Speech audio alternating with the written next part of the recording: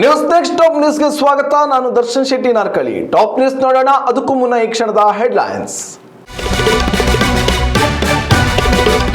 ಬೆಂಗಳೂರು ಮಂಗಳೂರಿಗೆ ಇನ್ನು ಮುಂದೆ 5 ಗಂಟೆಗಳ ಪ್ರಯಾಣ. ವಂದೇ ಭಾರತ್ ರೈಲು ಪ್ರಾಯೋಗಿಕ ಸಂಚಾರಕ್ಕೆ ರೈಲ್ವೆ ಇಲಾಖೆ ಸಜ್ಜು. ಪಶ್ಚಿಮ ಘಟ್ಟದ ಸೌಂದರ್ಯದ ಜೊತೆಗೆ ಪ್ರಯಾಣವು ಸುಲಭ. ಟ್ರಾಫಿಕ್ ಫೈನ್ 50% ಡಿಸ್ಕೌಂಟ್ಗೆ ಮುಗಿಬಿದ್ದ ಜನರು. 100 ಕೇಸ್ಗೆ 27,000 ರೂಪಾಯಿ ದಂಡ ಕಟ್ಟಿದ ಬೈಕ್ ಸವಾರ. ಕೇವಲ 2 ದಿನದಲ್ಲಿ ಕೋಟಿ ಕಲೆಕ್ಷನ್. ಮುಂದಿನ 24 ಗಂಟೆಗಳಲ್ಲಿ ಸುರಿಯಲಿದೆ ಭಾರೀ ಮಳೆ. ಆರಿದ್ರ ಮಳೆಗಾಗಿ ಕಾದು ಕುಳಿತಿದ್ದಾರೆ ಅನ್ನದಾತರು. ಉಡುಪಿ ದಕ್ಷಿಣ ಕನ್ನಡಕ್ಕೆ ಯೆಲ್ಲೋ ಅಲರ್ಟ್ ಘೋಷಣೆ. ಅನರ್ಹ ಬಿಪಿಎಲ್ ಕಾರ್ಡ್ ವಿರುದ್ಧ ಸರ್ಕಾರದ ಸಮರ. ಕರ್ನಾಟಕದಲ್ಲಿ ಬರೋಬ್ಬರಿ 14 ಲಕ್ಷ ಕಾರ್ಡ್ ರದ್ದು. ಗೃಹ ಜ್ಯೋತಿ ಗೃಹಲಕ್ಷ್ಮಿ ಯೋಜನೆಗೂ ಬೀಳುತ್ತಾ ಕುತ್ತು. ಶ್ರೇಯಸ್ ಅಯ್ಯರ್ ನಾಯಕತ್ವಕ್ಕೆ ಎದುರಾಯಿತು ಸಂಕಷ್ಟ. ಟಿ20 ತಂಡ ಮುನ್ನಡೆಸುತ್ತಾರಾ ಶುಭ್ಮನ್ ಗಿಲ್. ಕಾಯಂ ನಾಯಕನಿಗಾಗಿ BCCI master plan. Silicon city Bengaluru ಮತ್ತು ಬಂದರು ನಗರಿ ಮಂಗಳೂರು ನಡುವೆ ಪ್ರಯಾಣಿಸುವ ಪ್ರಯಾಣಿಕರಿಗೆ ಭಾರತೀಯ ರೈಲ್ವೆ ಇಲಾಖೆ ಭರ್ಜರಿ ಸಿಹಿ ಸುದ್ದಿಯೊಂದನ್ನು ನೀಡಿದೆ. ಇನ್ಮುಂದೆ ಕೇವಲ 5 ಗಂಟೆಗಳಲ್ಲಿ ಮಂಗಳೂರಿನಿಂದ ಬೆಂಗಳೂರಿಗೆ ಪ್ರಯಾಣಿಸಬಹುದಾಗಿದೆ. ಬೆಂಗಳೂರು ಮತ್ತು ಮಂಗಳೂರು ವಂದೇ ಭಾರತ್ ಎಕ್ಸ್ಪ್ರೆಸ್ ರೈಲಿನ ಪ್ರಾಯೋಗಿಕ ಸಂಚಾರಕ್ಕೆ ರೈಲ್ವೆ ಇಲಾಖೆ ಸಜ್ಜಾಗಿದ್ದು, ಪಶ್ಚಿಮ ಘಟ್ಟದ ಕಠಿಣ ಹಾಗೂ ಕಡಿದಾದ ಹಾದಿಯಲ್ಲಿ ಹಳಿಗಳ ವಿದ್ಯುದೀಕರಣ ಕಾಮಗಾರಿ ಪೂರ್ಣಗೊಂಡಿದೆ. ಶೀಘ್ರದಲ್ಲೇ ಹೈಸ್ಪೀಡ್ ರೈಲು ಮಲೆನಾಡಿನ ಮಡಲಲ್ಲಿ ಓಡಾಡಲು ಗ್ರೀನ್ ಸಿಗ್ನಲ್ ಸಿಗುವ ಸಾಧ್ಯತೆ ದಟ್ಟವಾಗಿವೆ. ಬೆಂಗಳೂರು ಮತ್ತು ಮಂಗಳೂರು ನಡುವಿನ ರೈಲು ಪ್ರಯಾಣವನ್ನು ಮತ್ತಷ್ಟು ಸುಲಭಗೊಳಿಸಲು ರೈಲ್ವೆ ಇಲಾಖೆ ಸಕಲೇಶಪುರ ಮತ್ತು ಸುಬ್ರಹ್ಮಣ್ಯ ನಡುವಿನ 55 ಕಿಲೋಮೀಟರ್ ಉದ್ದದ ಅತ್ಯಂತ ಕಠಿಣ ಘಾಟಿ ವಿಭಾಗದಲ್ಲಿ ವಿದ್ಯುದೀಕರಣ ಕಾಮಗಾರಿಯನ್ನ ಈಗಾಗಲೇ ಯಶಸ್ವಿಯಾಗಿ ಪೂರ್ಣಗೊಳಿಸಿದೆ. ಸುಮಾರು 93.55 ಕೋಟಿ ರೂಪಾಯಿ ವೆಚ್ಚದಲ್ಲಿ ಈ ದಟ್ಟ ಅರಣ್ಯ ಪ್ರದೇಶದ ಮಾರ್ಗವನ್ನು ನವೀಕರಿಸಲಾಗಿದ್ದು, ಪ್ರಸ್ತುತ ಈ ಹಳಿಯಲ್ಲಿ ಸರಕು ಸಾಗಣೆ ಹಾಗೂ ಪ್ಯಾಸೆಂಜರ್ ರೈಲುಗಳು ಚಲಿಸುತ್ತಿವೆ. ಇದರ ಬೆನ್ನಲ್ಲೇ ಈಗ ವಂದೇ ಭಾರತ್ ರೈಲನ್ನು ಪರಿಚಯಿಸಲು ಸಿದ್ಧತೆಗಳು ನಡೆದಿವೆ. ಪಶ್ಚಿಮ ಘಟ್ಟದ ಕಡಿದಾದ ರೈಲ್ವೆ ಮಾರ್ಗದಲ್ಲಿ ರೈಲುಗಳು ಸುರಕ್ಷತೆ ಅತ್ಯಂತ ಪ್ರಮುಖವಾಗಿದೆ. ಇದೇ ಕಾರಣಕ್ಕಾಗಿ ಚೆನ್ನೈನ ಇಂಟೆಗ್ರಲ್ ಕೋಚ್ ಫ್ಯಾಕ್ಟರಿಯಿಂದ ವಿಶೇಷ ಸ್ವಯಂಚಾಲಿತ ತುರ್ತು ಬ್ರೇಕಿಂಗ್ ತಂತ್ರಜ್ಞಾನವನ್ನು ಒಳಗೊಂಡ ರೇಕ್ಗಳನ್ನು ತರಿಸಲಾಗ್ತಿದೆ. ಈ ಘಾಟಿ ಪ್ರದೇಶದಲ್ಲಿ ರೈಲುಗಳು ಗರಿಷ್ಠ 30 ಕಿಲೋಮೀಟರ್ ವೇಗದಲ್ಲಿ ಮಾತ್ರ ಚಲಿಸಬೇಕಾಗ್ತದೆ. ಒಂದು ವೇಳೆ ರೈಲು ನಿಗದಿತ ವೇಗಕ್ಕಿಂತ ಹೆಚ್ಚಾದ್ರೆ ಈ ಎಇಬಿ ತಂತ್ರಜ್ಞಾನವು ಸ್ವಯಂಚಾಲಿತವಾಗಿ ಬ್ರೇಕ್ ಹಾಕಿ ವೇಗವನ್ನು ನಿಯಂತ್ರಿಸುತ್ತದೆ. ಮುಂದಿನ ವಾರದಲ್ಲಿ ಈ ವ್ಯವಸ್ಥೆ ಲಭ್ಯವಾಗಲಿದ್ದು, RDSO ತಜ್ಞರ ತಂಡ ಮತ್ತಷ್ಟು ಪರೀಕ್ಷೆಗಳನ್ನು ನಡೆಸಲಿದೆ. ಬೆಂಗಳೂರು ಮಂಗಳೂರು ನಡುವೆ ಸಂಚಾರ ನಡೆಸಲಿರುವ ವಂದೇ ಭಾರತ್ ರೈಲು ತುಮಕೂರು, ಅರಸೀಕೆರೆ, ಹಾಸನ ಮತ್ತು ಸಕಲೇಶಪುರ ಮಾರ್ಗವಾಗಿ ಸಂಚರಿಸಲಿದೆ. ಈ ಹೈಸ್ಪೀಡ್ ರೈಲು ಸಂಚಾರ ಆರಂಭಗೊಂಡ್ರೆ ಕೇವಲ 5 ಗಂಟೆಗಳ ಅವಧಿಯಲ್ಲಿ ಈ 2 ನಗರವನ್ನು ಸಂಪರ್ಕಿಸಬಹುದಾಗಿದೆ. ಈ ರೈಲ್ವೆ ಮಾರ್ಗದಲ್ಲಿ ಪ್ರಯಾಣಿಸುವ ವೇಳೆಯಲ್ಲಿ ಒಟ್ಟು 57 ಅದ್ಭುತ ಸುರಂಗ, 113 ಸುಂದರ ಸೇತುವೆಗಳು ಸಿಗಲಿದ್ದು, ರೈಲ್ವೆ ಪ್ರಯಾಣಿಕರಿಗೆ ಪಶ್ಚಿಮ ಘಟ್ಟದ ನಿಸರ್ಗ ಸೌಂದರ್ಯವನ್ನು ಕಣ್ತುಂಬಿಕೊಳ್ಳಲು ಅಪರೂಪದ ಅವಕಾಶ ಸಿಗಲಿದೆ. ಉತ್ತಮ ಸಂಸ್ಕಾರಯುತ ಶಿಕ್ಷಣದೊಂದಿಗೆ VSS English medium CBSE school, Udupi Muddur. ನರ್ಸರಿಯಿಂದ 10ನೇ ತರಗತಿವರೆಗೆ ಶಿಕ್ಷಣದ ಜೊತೆಗೆ 5ರಿಂದ 10ನೇ ತರಗತಿವರೆಗಿನ ವಿದ್ಯಾರ್ಥಿನಿಯರಿಗೆ ಉತ್ತಮ ಹಾಸ್ಟೆಲ್ ಸೌಲಭ್ಯವೂ ಇದೆ. ನಿಮ್ಮ ಮಕ್ಕಳ ಪ್ರವೇಶಾತಿಗಾಗಿ ಈ ಸಂಖ್ಯೆಗೆ ಕರೆ ಮಾಡಿ. ಸಂಚಾರ ನಿಯಮ ಉಲ್ಲಂಘಿಸುವವರ ವಿರುದ್ಧ ಬೆಂಗಳೂರು ಪೊಲೀಸರು ಕೈಗೊಂಡ ಕ್ರಮಕ್ಕೆ ಉತ್ತಮ ರೆಸ್ಪಾನ್ಸ್ ವ್ಯಕ್ತವಾಗ್ತಿದೆ.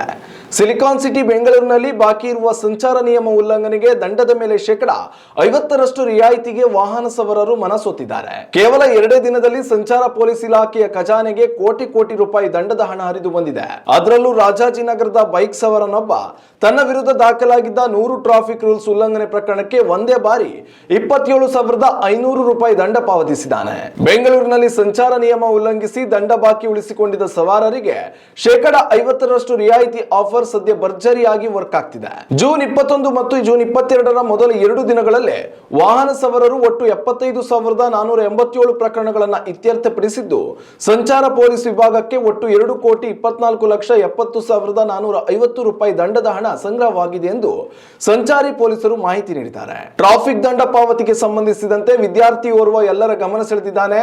ರಾಜಾಜಿನಗರದ ಸಂಚಾರಿ ಪೊಲೀಸ್ ಠಾಣೆ ವ್ಯಾಪ್ತಿಯಲ್ಲಿ ಕಾಲೇಜು ವಿದ್ಯಾರ್ಥಿಯಾಗಿರುವ ಬೈಕ್ ಸವಾರನೋರ್ವ ಹೆಲ್ಮೆಟ್ ರಹಿತ ಚಾಲನೆ ಸೇರಿದಂತೆ ಒಟ್ಟು 100 ಬಾರಿ ನಿಯಮ ಉಲ್ಲಂಘನೆ ಮಾಡಿದ್ದ. 50% ರಿಯಾಯಿತಿ ನೀಡಿದರೂ ಕೂಡ ಒಟ್ಟಿಗೆ 27,500 ರೂಪಾಯಿ ದಂಡ ಪಾವತಿಸಿ ಆಫರ್ ಸದುಪಯೋಗ ಪಡಿಸಿಕೊಂಡಿದ್ದಾನೆ. ಅಲ್ಲದೆ ಮುಂದೆ ನಿಯಮ ಉಲ್ಲಂಘನೆ ಮಾಡದಂತೆ ಪ್ರಮಾಣ ಮಾಡಿದ್ದಾನೆ.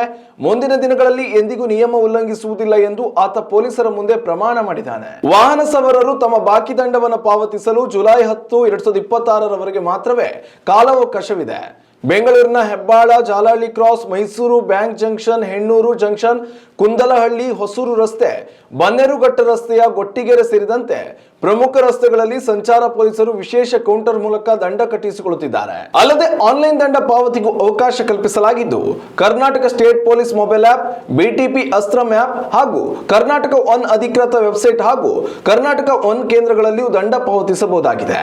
ಕರ್ನಾಟಕದಲ್ಲಿ ಇಂದಿನಿಂದ ಆರಿದ್ರ ಮಳೆ ಆರಂಭಗೊಳ್ಳಲಿದ್ದು, ಮುಂದಿನ 24 ಗಂಟೆಗಳಲ್ಲಿ ಕರಾವಳಿ ಕರ್ನಾಟಕ ಸೇರಿದಂತೆ ರಾಜ್ಯದ ಹಲವು ಜಿಲ್ಲೆಗಳಲ್ಲಿ ಭಾರಿ ಮಳೆಯಾಗಲಿದೆ ಎಂದು ಹವಾಮಾನ ಇಲಾಖೆ ಮುನ್ಸೂಚನೆಯನ್ನ ನೀಡಿದೆ. ಕರ್ನಾಟಕ ಈ ಬಾರಿ ಮಳೆಯ ಕೊರತೆಯನ್ನು ಎದುರಿಸುತ್ತಿದ್ದು, ರಾಜ್ಯದ ರೈತರು ಆರಿದ್ರ ಮಳೆಯ ಮೇಲೆ ನಿರೀಕ್ಷೆಯನ್ನು ಇಟ್ಟಿದ್ದಾರೆ. ಕರಾವಳಿಯ ದಕ್ಷಿಣ ಕನ್ನಡ, ಉಡುಪಿ ಹಾಗೂ ಉತ್ತರ ಕನ್ನಡ ಜಿಲ್ಲೆಗಳಲ್ಲಿ ಮುಂದಿನ 24 ಗಂಟೆಗಳಲ್ಲಿ ಗುಡುಗು ಸಹಿತ ಭಾರಿ ಮಳೆಯಾಗುವ ಸಾಧ್ಯತೆ ಇದೆ. ಈ ಹಿನ್ನೆಲೆಯಲ್ಲಿ ಮುನ್ನೆಚ್ಚರಿಕಾ ಕ್ರಮವಾಗಿ ಯೆಲ್ಲೋ ಅಲರ್ಟ್ ಘೋಷಣೆ ಮಾಡಲಾಗಿದೆ. ಅದರಲ್ಲೂ ದಕ್ಷಿಣ ಒಳನಾಡಿನ ಚಿಕ್ಕಮಗಳೂರು, ಶಿವಮೊಗ್ಗ, ಹಾಸನ ಮತ್ತು ಕೊಡಗು ಜಿಲ್ಲೆಗಳಲ್ಲಿ ಬಿರುಗಾಳಿ ಸಹಿತ ಭಾರಿ ಮಳೆಯಾಗಲಿದ್ದು, ಜೊತೆಗೆ 30ರಿಂದ 40 ಕಿಲೋಮೀಟರ್ ವೇಗದಲ್ಲಿ ಗಾಳಿ ಬೀಸಲಿದೆ. ಸಿಲಿಕಾನ್ ಸಿಟಿ ಬೆಂಗಳೂರಿನಲ್ಲಿಯೂ ಮಳೆಯಾಗಲಿದೆ.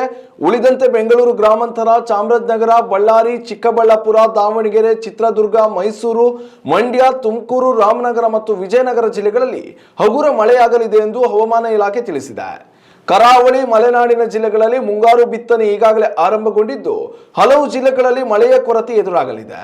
ವರ್ಷಂಪ್ರತಿ ಆರಿದ್ರ ಮಳೆ ರೈತರಿಗೆ ಅದೃಷ್ಟವನ್ನು ತರಲಿದ್ದು, ಈ ಬಾರಿಯೂ ಅನ್ನದಾತರು ಆರಿದ್ರ ಮಳೆಯ ಮೇಲೆ ಸಾಕಷ್ಟು ನಿರೀಕ್ಷೆಗಳನ್ನ ಇಟ್ಟುಕೊಂಡಿದ್ದಾರೆ. ಒಂದೊಮ್ಮೆ ಆರಿದ್ರ ಮಳೆ ಕೈಕೊಟ್ರೆ ಈ ಬಾರಿ ಬರಗಾಲ ಭೀತಿಯೂ ಕಾಡ್ತಿದೆ. ಕರ್ನಾಟಕ ಸರ್ಕಾರ ಅನರ್ಹ ಬಿಪಿಎಲ್ ಕಾರ್ಡುದಾರರ ವಿರುದ್ಧ ಸಮರಕ್ಕೆ ಇಳಿದಿದೆ. ಈಗಾಗಲೇ ಲಕ್ಷಾಂತರ ಅನರ್ಹರನ್ನ ಬಿಪಿಎಲ್ ಪಟ್ಟಿಯಿಂದ ಕಿತ್ತು ಹಾಕಿರುವ ಕರ್ನಾಟಕ ಸರ್ಕಾರ ಇದೀಗ ಮತ್ತೆ 14 ಲಕ್ಷಕ್ಕೂ ಅಧಿಕ ಅನರ್ಹ ಬಿಪಿಎಲ್ ಕಾರ್ಡುದಾರರ ಪಟ್ಟಿಯನ್ನ ಸಿದ್ಧಪಡಿಸಿದೆ. ಡಿಕೆ ಶಿವಕುಮಾರ್ ಕರ್ನಾಟಕದ ಸಿಎಂ ಆಗುತ್ತಲೇ ಪಂಚ ಗ್ಯಾರಂಟಿ ಯೋಜನೆಗಳ ಪೈಕಿ ಗೃಹಲಕ್ಷ್ಮಿ ಹಾಗೂ ಗೃಹಜ್ಯೋತಿ ಯೋಜನೆಗಳ ಮರುಪರಿಷ್ಕರಣೆಗೆ ಮುಂದಾದ ಬೆನ್ನಲ್ಲೇ ಅನ್ನಭಾಗ್ಯ ಯೋಜನೆಗೂ ಕುತ್ತು ಬರಲಿದೆ.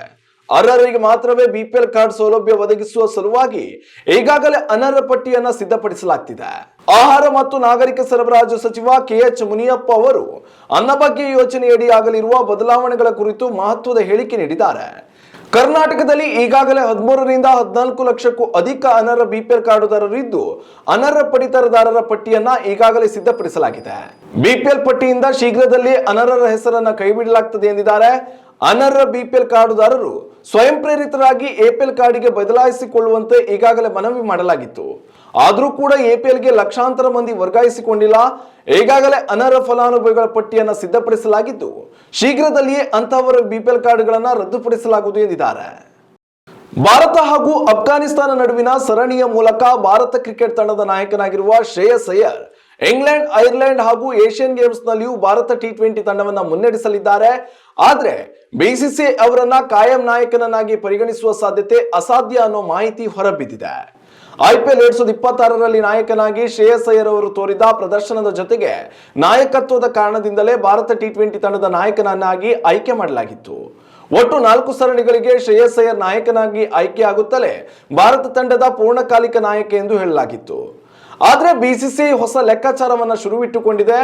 ಭಾರತ ಕ್ರಿಕೆಟ್ ತಂಡದ ನಾಯಕನಾಗಿದ್ದ ಸೂರ್ಯಕುಮಾರ್ ಯಾದವ್ ಬದಲು ಶ್ರೇಯಸ್ ಅಯ್ಯರ್ಗೆ ಪಟ್ಟ ಕಟ್ಟಿದ್ದರೂ ಕೂಡ ನಾಯಕನಾಗಿ ಶ್ರೇಯಸ್ ಅಯ್ಯರ್ ಸರಣಿ ಜಯಿಸಿದ್ದರೂ ಆಟಗಾರನಾಗಿ ವೈಫಲ್ಯ ಅನುಭವಿಸಿದ್ದಾರೆ. ಅಫ್ಘಾನಿಸ್ತಾನ ವಿರುದ್ಧದ ಸರಣಿಯಲ್ಲಿ ಅಯ್ಯರ್ ನಿರಾಸೆ ಮೂಡಿಸಿದ್ದಾರೆ. ಇಂಗ್ಲೆಂಡ್ ವಿರುದ್ಧ 5 ಹಾಗೂ ಐರ್ಲೆಂಡ್ ವಿರುದ್ಧ 2 ಪಂದ್ಯಗಳ ಸರಣಿಯನ್ನ ಭಾರತ ಆಡಲಿದೆ. ನಂತರದಲ್ಲಿ ಏಷ್ಯನ್ ಗೇಮ್ಸ್ ನಲ್ಲಿಯೂ ತಂಡವನ್ನ ಅಯ್ಯರ್ ಮುನ್ನಡೆಸುತ್ತಾರೆ. ಒಂದೊಮ್ಮೆ ಅವರಿಂದ ನಿರೀಕ್ಷಿತ ಫಲಿತಾಂಶ ಸಿಗದೆ ಹೋದ್ರೆ ಅವರ ನಾಯಕತ್ವಕ್ಕೆ ಕುತ್ತು ಬರುವುದು ಪಕ್ಕಾ. ಸೂರ್ಯಕುಮಾರ್ ನಾಯಕತ್ವದಲ್ಲಿ ಭಾರತ ತಂಡ ಗೆಲುವು ಸಾಧಿಸಿದ್ದರೂ ಕೂಡ ಬ್ಯಾಟಿಂಗ್ ವೈಫಲ್ಯದ ಕಾರಣದಿಂದಲೇ ಅವರು ನಾಯಕತ್ವದ ಜೊತೆಗೆ ತಂಡದಿಂದಲೂ ಹೊರಬಿದ್ದಿದ್ದಾರೆ. ಇದೀಗ ಶ್ರೇಯಸ್ ಅಯ್ಯರ್ ಕೂಡ ಇದೇ ಹಾದಿಯಲ್ಲಿಯೇ ಸಾಗುತ್ತಿದ್ದಾರೆ. ಮುಂದಿನ ಸರಣಿಯಲ್ಲಿ ಬ್ಯಾಟಿಂಗ್ ನಲ್ಲಿ ಮಿಂಚು ಹರಿಸಿದ್ರೆ ಮಾತ್ರವೇ ಶ್ರೇಯಸ್ ಅಯ್ಯರ್ ನಾಯಕನಾಗಿ ಮುಂದುವರಿಯಲಿದ್ದಾರೆ. ಒಂದೊಮ್ಮೆ ಶ್ರೇಯಸ್ ಅಯ್ಯರ್ ನಾಯಕತ್ವ ಕಳೆದುಕೊಂಡ್ರೆ ಆ ಸ್ಥಾನ ಶುಭ್ಮನ್ ಗಿಲ್ ಪಾಲಾಗುವ ಸಾಧ್ಯತೆ ಇದೆ. ಈಗಾಗಲೇ ಟೆಸ್ಟ್ ಹಾಗೂ ಏಕದಿನ ತಂಡವನ್ನ ಸಮರ್ಥವಾಗಿ ಮುನ್ನಡೆಸುತ್ತಿರುವ ಶುಭ್ಮನ್ ಗಿಲ್ ಸದ್ಯ ಬ್ಯಾಟಿಂಗ್ ನಲ್ಲಿಯೂ ಮಿಂಚು ಹರಿಸುತ್ತಿದ್ದಾರೆ. ಭವಿಷ್ಯದ ಕ್ರಿಕೆಟ್ ದೃಷ್ಟಿಯಿಂದ ಶುಭ್ಮನ್ ಗಿಲ್ ಅವರಿಗೆ ಪಟ್ಟ ಕಟ್ಟಲು ಬಿಸಿಸಿಐ ಚಿಂತನೆ ನಡೆಸಿದೆ ಎನ್ನಲಾಗ್ತಿದೆ. ಇನ್ನಷ್ಟು ತಾಜಾ ಸುದ್ದಿಗಳಿಗಾಗಿ ನೋಡ್ತಾ ಇರಿ ನ್ಯೂಸ್ ನೆಕ್ಸ್ಟ್. ಇದು ವರ್ತಮಾನದ ಕೈಗನ್ನಡಿ. ಉತ್ತಮ ಸಂಸ್ಕಾರಯುತ ಶಿಕ್ಷಣದೊಂದಿಗೆ VSS English medium CBSE school Udupi Muddur. ನರ್ಸರಿಯಿಂದ 10ನೇ ತರಗತಿವರೆಗೆ ಶಿಕ್ಷಣದ ಜೊತೆಗೆ 5ರಿಂದ 10ನೇ ತರಗತಿವರೆಗಿನ ವಿದ್ಯಾರ್ಥಿನಿಯರಿಗೆ ಉತ್ತಮ ಹಾಸ್ಟೆಲ್ ಸೌಲಭ್ಯವೂ ಇದೆ. ನಿಮ್ಮ ಮಕ್ಕಳ ಪ್ರವೇಶಾತಿಗಾಗಿ ಈ ಸಂಖ್ಯೆಗೆ ಕರೆ ಮಾಡಿ.